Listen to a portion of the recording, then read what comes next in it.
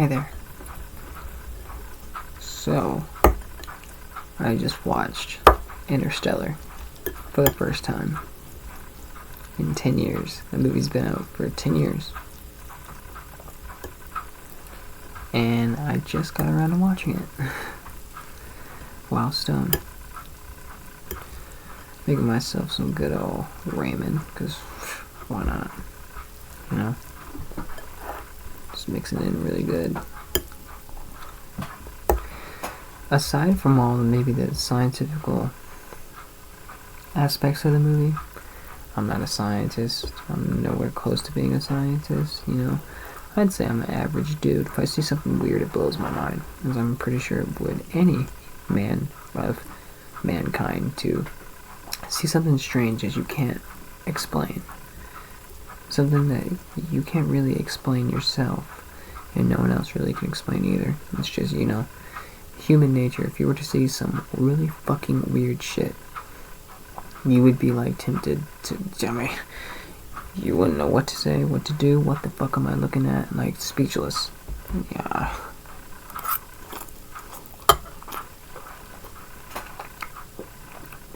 Regardless of all the scientific elements, because, like I said, I'm not a scientist, so it could be really wrong or really right, and I wouldn't know the difference. Because I'm not a scientist, so you could have got it really right, or you could have got the science really, really wrong. I don't know. But this was one fucking good movie.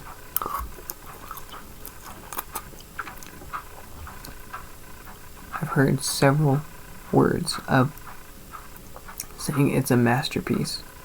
Saying Interstellar is a masterpiece. Is it?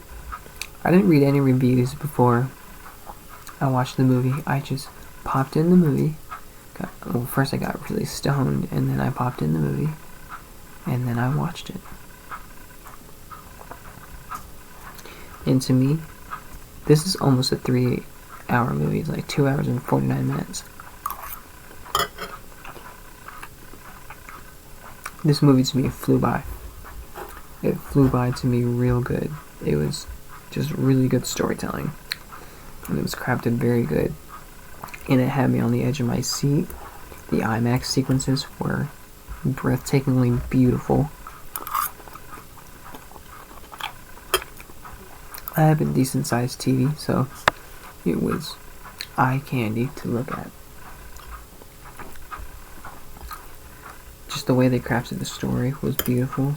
It took Jessica Chastain more than an hour to get into the movie, and it was very emotional. It was very, very emotional. Was the plot predictable? Sort of, kind of. You know, there's a lot of clues that people picked up early on. Me, not so much, but I started to get the idea. You know, it started to feel like he was kind of like spoon feeding the audience, like, here's the answer. So, that still didn't take away my how I responded to the movie emotionally, because holy hell, that was so hard to watch, and it was like, this is really, really deep discussions and shit, and this is fucking serious. And that Earth, I guess that's just like an Earth that was doomed to fail because of crops. And I guess in that Earth, it's just gone, but I know they saved the day at the end of the day.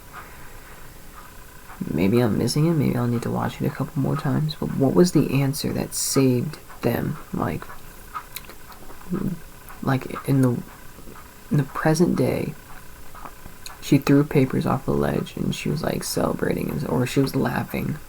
I don't know if that meant that she knew it was doomed, as in maybe the doctor that died said that it was all a lie, it was all a sham. Maybe he gave them hope that they could survive that Earth, but they weren't going to. And the next Earth that Anne Hathaway was on was the reincarnation of that. And Matthew McConaughey got stuck in like a time dilation forever. I don't even fucking know where. That's where this shit's mind blowing, and I'm like, what the fuck is going on? That was some shit.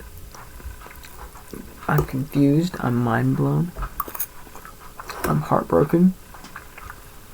Because that was so fucking emotional. I get why people cry now to this. It was, it was pretty good. I had a fun time with it. Suspension of disbelief because I didn't know how much was accurate and how much was fake. Like, there were some things where I'm like, okay, this is theoretical, right? Because I don't know if you can actually prove this. Can you actually prove any of what has happened in Interstellar? Probably not. That's probably why this is like science fiction. It's fiction, it's not true, but there's a whole episode about science and fiction. In Loki Season 2, Episode 5. Yeah, I just shouted out a specific episode like Deadpool, except I was saying Loki Season 2 instead of Season 1, Episode 5. It's Season 2, Episode 5, science fiction. Crazy, mind-blowing. Anyway, Interstellar. It was a pretty damn good movie in my opinion. I don't know why it took me 10 years to watch this masterpiece. One detail. How the fuck did I go 10 years without knowing that Matt fucking Damon was in this movie? How did I go 10 years without knowing that? I've never heard nobody talk about that. I have heard no rumor ever, no whisper. No one told me, didn't read it anywhere. Didn't even look on IMDb, I don't think. And if I did look up Matt Damon's IMDb, I definitely did not see Interstellar. And if I did, I completely forgot. And just that information never received me, I guess. How did I go 10 years without knowing Matt fucking Damon was in this movie? And I really love the Martian movie, right? Scientifically pretty accurate movie. And it's a really good movie. It's a good movie. He was acting just like Mark Watney in The Martian. I was like, yo, I know this isn't like the same universe because he's not playing Mark Watney, obviously. But to see this, like, this is fucking with my mind. So, it's trippy as hell, and it's beautiful, and it's deep, and it's emotional. Wow. It's just mind-blowing. To explain this movie, I feel like I can only get to the positives. Well, obviously, but like... No, I meant like I can only get to the basics of explaining this movie. And it's that it's a good movie. And it's a goddamn good movie. Is it better than the Dark Knight trilogy? I don't know. Is it better than the Dark Knight? I don't know.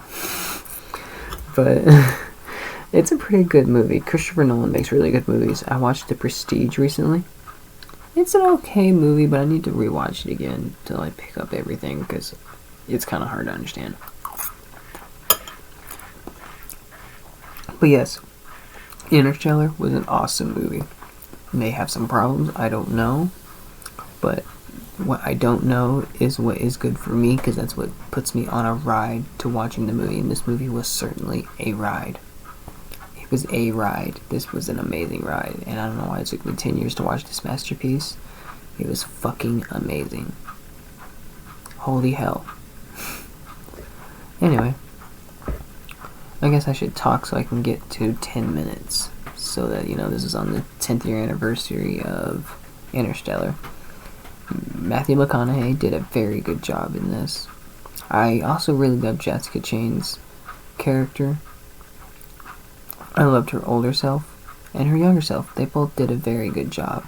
This was a very good movie. It pained me to see him leave her.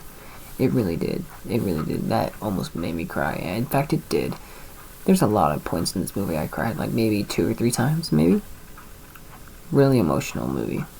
I kind of said fuck you to the sun, though. What would I give Interstellar on a scale of 1 to 10? Ready, 3, 2, 1, go. 9.5, maybe 10? It was a pretty amazing movie. You should go watch Interstellar if you haven't watched it. And if you already have, and I'm the only one on planet Earth that hasn't watched it, then what the fuck, Ian? You need to